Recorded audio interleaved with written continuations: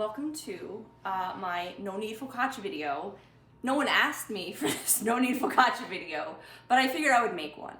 It's from Bon Appetit. It's like their easiest focaccia, no need focaccia ever. If you don't make focaccia or don't like focaccia, there's no need to watch it. But I figured since I've made it so many times and I'm not a chef by any stretch of the imagination, that I would show you how it's done, because it does come out really, really good. First thing I'm gonna do is put my hair up, because I find it disgusting when like people with like blogs from Des Moines like have like pasta salad and they're showing and they're smiling and their hair is in it. Like, no one wants beach waves in their pasta salad. So I'm just gonna put my hair up, and then we're gonna start off really easy with some honey. We're gonna need some flour, salt, and we're also gonna need some yeast. And I'm just gonna, and some water. So I mean, it's actually pretty simple. Again, this is actually the hardest part. We're gonna start with water. We're gonna need 2.5 cups of lukewarm water. If you check your yeast, it'll tell you the temperature of the water that you need. I don't have a thermometer, so I'm just going with bath water. Like, it should be like a comfortable warm bath for your yeast to activate. Because remember, you don't want to kill the yeast. We're waking the yeast up with a refreshingly warm bath. So I'm just gonna get it to a nice, comfortable temp, around 100 or so degrees. I think that's what this is. I don't know. But we're gonna just do that and make sure that that's 2.5 cups, which, yeah, I got it. All right, pro. Okay, so I'm gonna pour that in here, my big bowl. Then I'm gonna get my honey. I need 2 teaspoons of honey. So I'm just gonna, the reason I'm spraying this is because I don't want the honey to stick to the thing, which I feel like everybody knows that's not really a pro tip or anything. It's just, okay. And getting that out there. Perfect. And now I'm gonna add my yeast. Okay, good. Now I'm just gonna get my yeast and just basically dump it in. Oh, I probably should have gotten scissors. Okay, there we go. Oh yeah, all right. And you're actually gonna whisk it. I have a whisk. Yes, I do. Oh, look at that. Pro. Okay, you're gonna whisk this until it's all combined and all your yeast is getting nice and cozy. And then it's gonna sit for like 5 minutes, and you can actually sit and watch your yeast activate. I actually posted a Snap story of my yeast activating the other day, which is pretty much the most riveting content on my Snap that you're gonna get, which is why I have no followers on Snapchat, or Instagram. So I'm gonna let that sit, and while that's sitting, I'm gonna measure out my flour, right? And you can see like little bubbles start to form. It's actually pretty cool. It's almost like popcorn popping, but all these like little bubbles start to form, and in the middle you'll get this like island of yeast that's activated. So I'm just gonna put this to the side for a minute. I'm gonna measure out my flour and my salt. So you either need 5 teaspoons of coarsely ground salt, or I'm sorry, the ground salt, or you need 1 tablespoon of your like coarse crystal salt. So I'm gonna do the 1 tablespoon here. And then I have my flour. Now this is one thing, again, I've watched a lot of cooking videos. They never really show you how to properly get your flour out. Because the thing is, like, depending on how you get your flour, it really depends on like the consistency and how dense your focaccia is going to come out. So first thing you want to do is you want to like mix it a little bit with like a spoon, or a fork rather, just to like almost like sifting. And then you want to actually take a cup. You don't want to like dip something like this in there. You want to actually take a cup. You don't want to dip it again, because it's gonna come out too dense. So I'm just gonna take my little scooper here that I love, even though it got destroyed in the dishwasher, but I still love it and I use it all the time. And I'm gonna just pop some flour in this cup, and I'm gonna measure it out with just a level knife, and I have to do 5 cups, so I need 5 cups. So again, this is a little bit messier, yes. Are you gonna have a little bit more time on your hand? You know, it's gonna take a little more time. Yeah, it's gonna take a little more time, but at the end of the day, you're gonna have a better focaccia. And that's really all that matters in life, is the quality of your focaccia. I think that's even in the Constitution. The quality of a focaccia. Okay, so I'm on my second cup now. For some reason, after cup number 2, I lose track of how many cups I have, and I'm always like, wait, do I have 4? Do I have 3? I don't know. I'm not good at counting. Again, not really a chef here. Never will be if I can't count, but never be a mathematician either. But I think this is number 3. I think we're doing this right. Okay, so we got a couple more, and I'm just gonna, again, use a knife. And you see, you're getting like nice, fluffy, aerated flour, which is important. This is number 4. This is the best I've done at counting this, like, ever. Like, I'm telling you, I don't know. The pressure's on, and I am rising to the occasion, just like my focaccia will be rising. Oh, boy. Okay. This is 4, right? This is 4. This is 4. This is 4. Okay. And we're going to do the last one. My yeast is really coming along nicely. Now it says let it sit for 5 minutes, but it's not like a hard and fast 5. Like, just give your yeast time to do its thing. Don't rush the yeast, you know? It's like, just let it be. Okay, this is cup number 5. Because like you don't want it to not like be ready enough. You know, you don't want it to you want it to activate. Activating yeast. Just sit and watch. It's like a little movie, a little magical movie of yeast. Just, oh, I'm here to help you. Like, I'm here for you. What do you need? Oh, let's do this. It's like a little yeast party, little party. See, it's a little messy. I'm just gonna stir my flour and my salt together. And then once my yeast is fully activated, I'm gonna pour this into this. Okay, so sorry, this into this doesn't make any sense. You can tell I'm very professional at this.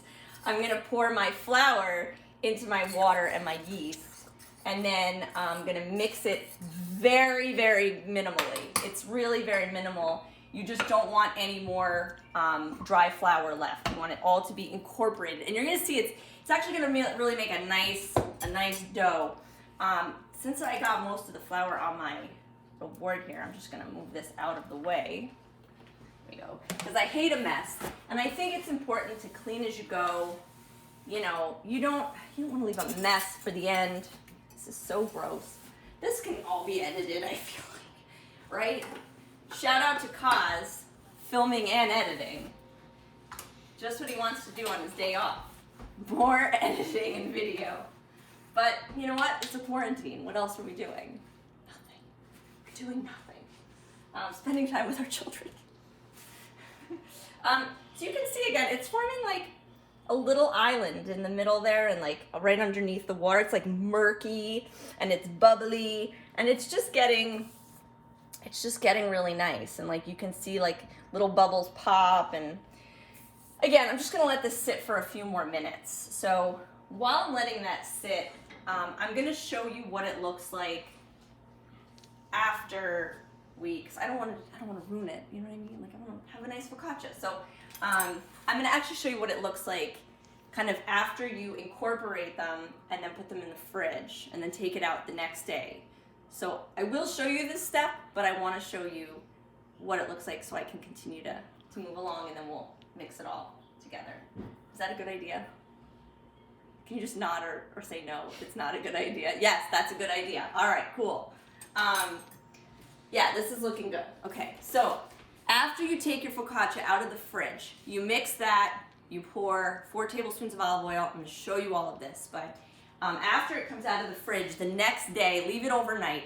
Leave it overnight, just leave it overnight. This is what it looks like. It gets all big and bubbly. Oh, I should take the saran wrap off too. That'd be a good idea.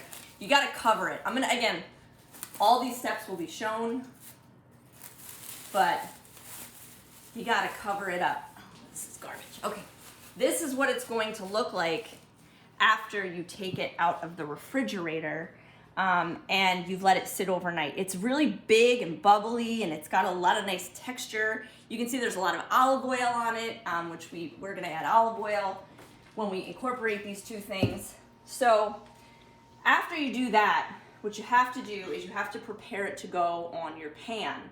I'm gonna grab my pan really quick. Okay, this is my pan.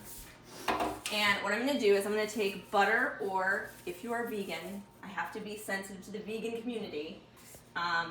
If you are vegan, you're gonna just put some non-dairy spread on this. And you're just gonna do the whole pan with butter or non-dairy spread.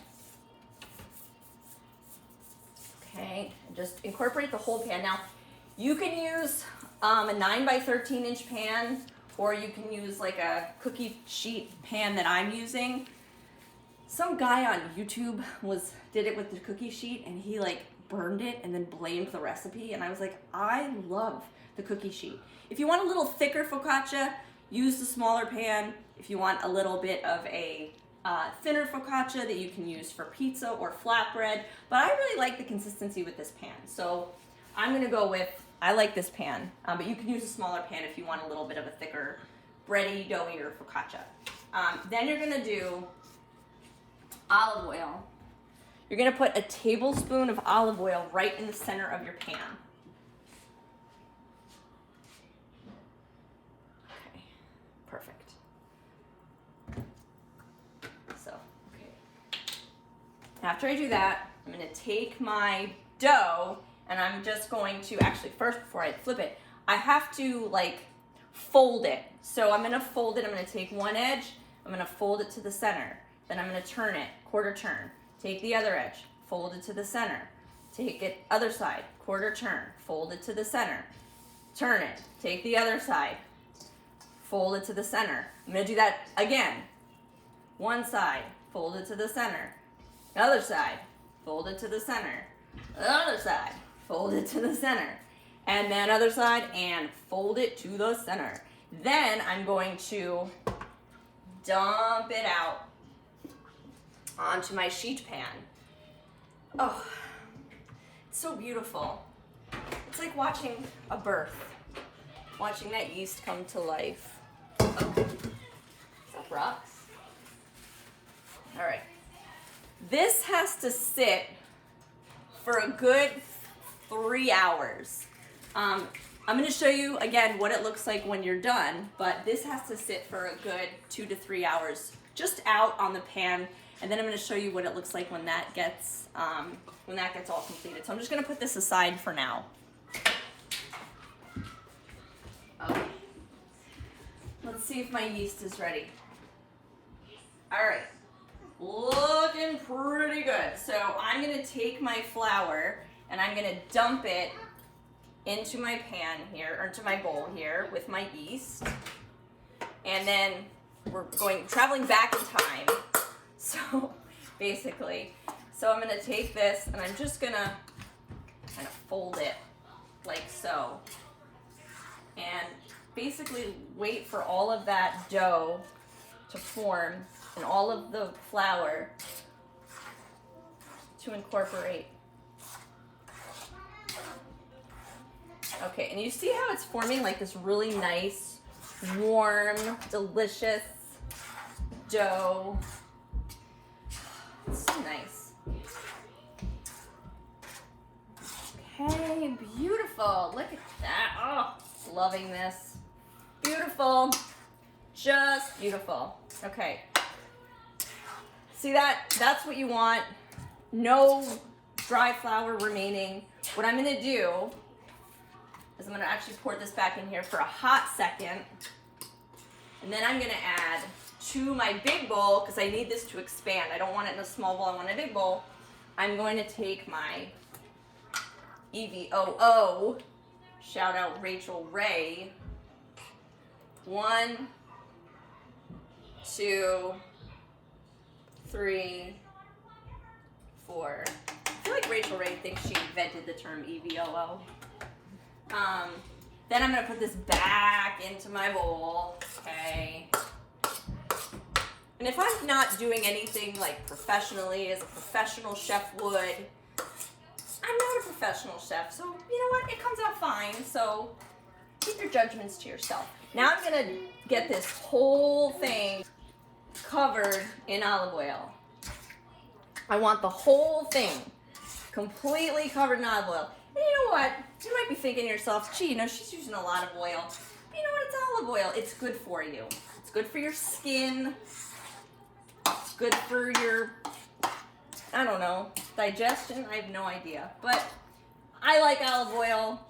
It's my preferred oil. It's got a nice flavor. All right.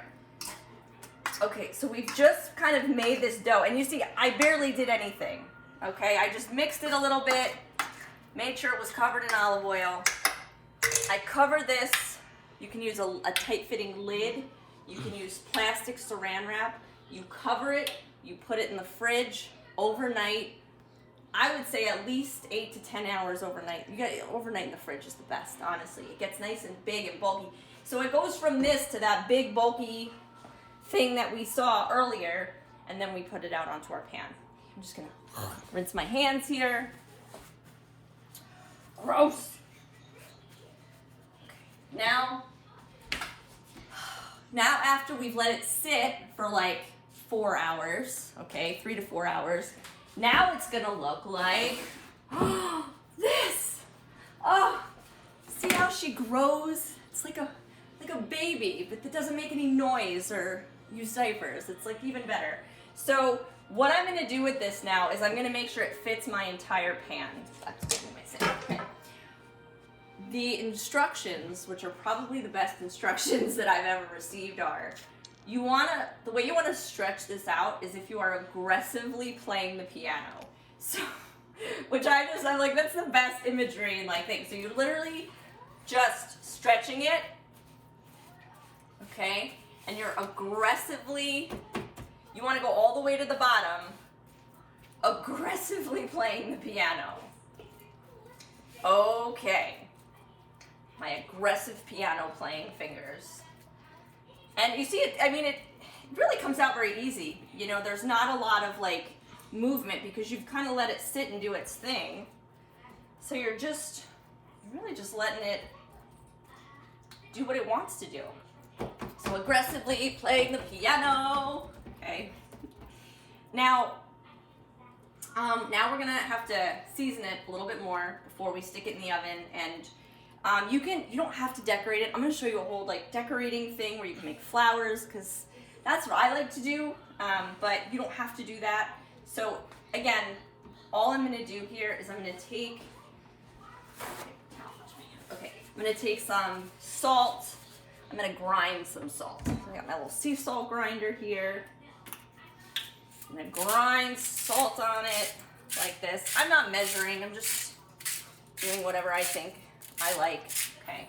Then I'm gonna take some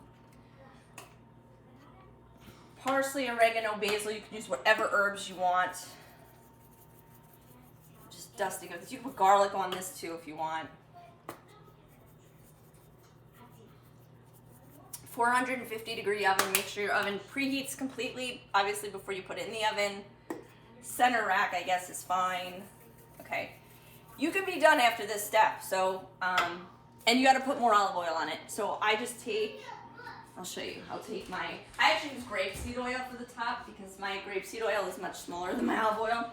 So I just pop a finger on the top there and just drizzle like so. And like that. Okay, and then I'm done, and then I just pop it in the oven. Pop in the oven, the recipe says 20 to 30 minutes.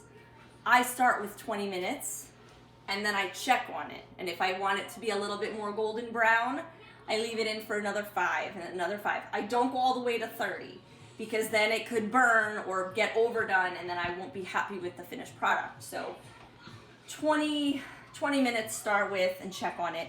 It should look like a tan Mediterranean person, like a bronze god. That's what it should really look like. It should have a nice golden tan, like it's been sitting out in the sun. It has a shore house kind of thing. I'm not going to be done though, so I'm going to actually decorate it. I'm going to make some flowers and make it look really pretty. Okay, so here's how I'm going to do that. And I have my little workstation here. If you're wondering if I always have things pre-cut and ready to go, the answer is nope. I just obviously didn't want to make you sit there and watch me wash vegetables. So I'm going to make some flowers, and I'm going to do that by I have some cherry tomatoes, I have some olives, I have some red onion, I have parsley, I have basil, I have chives, and I have red peppers here. Easiest way to make a flower is take a little cherry tomato like this, and you can do this anywhere. You take a little stem of whatever you want. It could be chives, it could be parsley. I like the little basil because I feel like it's cute. And then you just take some olives, and people get really crazy with this. I've seen people do, like some guy did a Van Gogh. I was like, people make roses out of the cherry tomatoes. I'm not that fancy. I'm just taking pre-cut vegetables and I'm just putting them in a nice little shape. And you can see make a little flower. So cute, right? It's cute. Okay. Another thing we can do, we have these nice, beautiful red onions that kind of look like flowers. Just take a couple of those like this. Make sure when you do your onions, you don't have like too big of a chunk because then it's not going to cook and it's going to be kind of gross. So maybe I'll just use a little bit of a stem there, like this. Oh, beautiful. Okay, like that. See that? This is not hard. Anybody can do this. You just have to be a little creative. Then I'm gonna do a pepper, and I'm gonna do a flower of the pepper, which is kind of cool. So you just take a pepper. I roasted these earlier today. I just did them under the broiler with a little olive oil for about 30 minutes. And you just make like little petals with your okay. And you can cut them a little smaller too. These are a little bit long, but that's okay. So peppers, when they cook too, it looks really cool. It looks really pretty.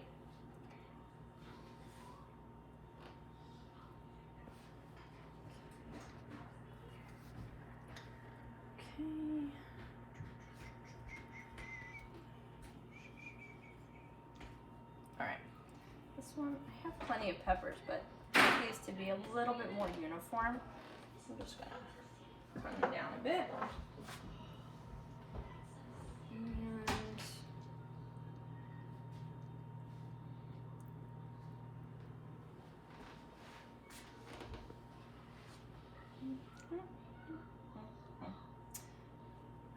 And then we'll do like a parsley stem. Like that. Oh, see how cute that is? That's like really cute. And again, when you cook it, it looks really adorable. And you can do the whole thing like this. So maybe we'll do another cherry tomato flower here. Okay. Everyone's gonna love this, like especially now it's summer coming. Like nothing's better than going to, well, nowhere, going to your house. Just being like, look what I made, and then posting it on Instagram like I do. And then everyone can eat it. Or you can deliver them. That would be kind of a fun gift if you like deliver these to people's houses and you were like, hey, like I made you a focaccia. Sorry you're stuck inside. You could do that too, which I'm sure people would appreciate a nice focaccia to your house. All right, I'm gonna take that and do this like so. And then just organize them. Okay, I'm gonna do a few more. Now I'm gonna do some flowers up here. these are just, again, these are chives. And I'm gonna just like so, and like so, and like so. Okay, and just like that. Okay, and then I'm gonna do, I think maybe another pepper flower, or I could do like a fun sun. How about doing like the sun? That would actually be cute if I did the sun. Okay, I'm gonna take this bigger pepper. Okay. Start here. I'm just gonna put the sun with his rays. All right, I got my pepper in the corner here, like that. Now I'm gonna take maybe like my orange, and I'm gonna do sun's rays. I'm just gonna slice these up a little bit. Okay. Again, you can do whatever you want. It just, people think like, they look at these more, oh my goodness, this is so complicated. It's not. It's so easy. Super duper easy.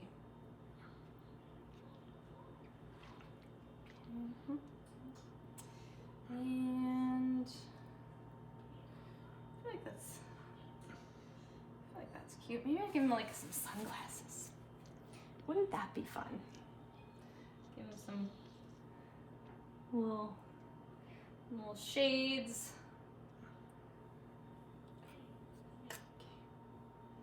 There we go. And I bet you people are a lot more creative than me. So I bet you, if you try this, you're gonna be like, oh, mine looks a lot better than hers does. Look how cute my little son. Little lips. Okay. All right.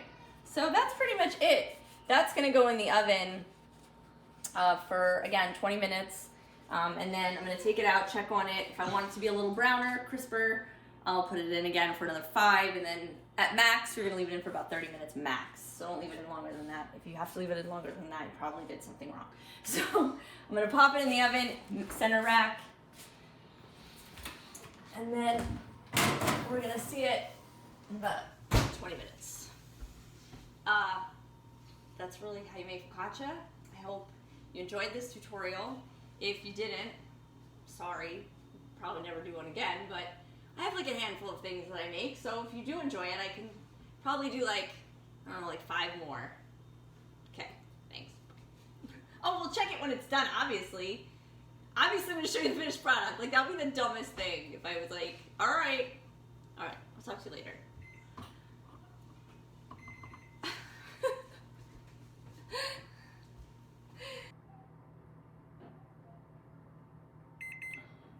Oh, she's all ready. Okay, let's check on her. And let's see if she's ready to come out of the oven. Oh, yes. Oh, see, 20 minutes. I feel like 20 minutes is like perfect. Look at that. Nice golden brown tan. Look at my little son. The vegetables are perfect. They've just really caramelized, crisped up nicely. And this is just, I mean, it's so crisp, but it's also kind of soft in the middle. It's gonna be really, really nice. So it's a little hot right now. Let's see if we can get a bite without burning ourselves. All right, let's get a little crispy edge here. I'm trying not to kill my flowers immediately here, but that's like a weird way to cut, isn't it? Okay, so you can see it's got like these nice soft layers in the middle, and then the crispy outside and the crispy golden bottom. Like, this is basically what you want in focaccia. Again, if you want it to be a little thicker, make it in a smaller pan, that's totally fine. I just really like this consistency. Let's see, nice crunch. This is what it's all about. Really good. This probably isn't gonna make it the night, so Nice knowing you, Focaccia. You were delicious. Feel free to add more if you want. I just did it for the purposes of this video. I added a few flowers, touches, but do you. Do you, bro. Peace out, Cub Scout. I don't know. Goodbye.